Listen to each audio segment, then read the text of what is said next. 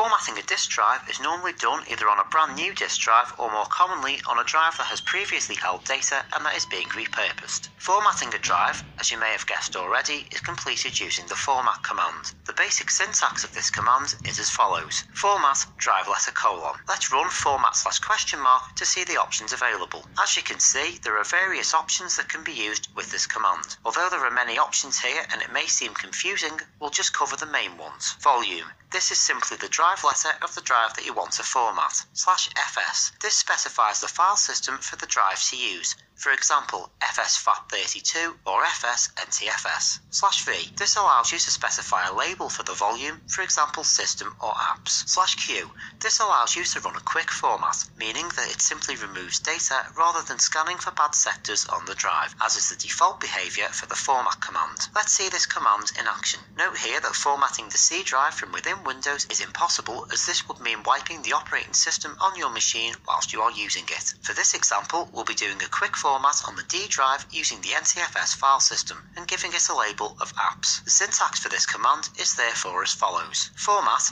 d:/fsntfs/v apps/q. You'll be asked to enter the current volume label as confirmation that you have selected the correct drive. This can be found in the This PC window of your system. Enter the label here and then press enter. Once you've done this, you will then be asked to confirm whether you wish to erase the drive. Press Y and then enter to proceed. The drive will then format and display a completion screen, as we can see here. Now that we've gone over the format command, let's move on to shutting down, restarting and logging off your machine.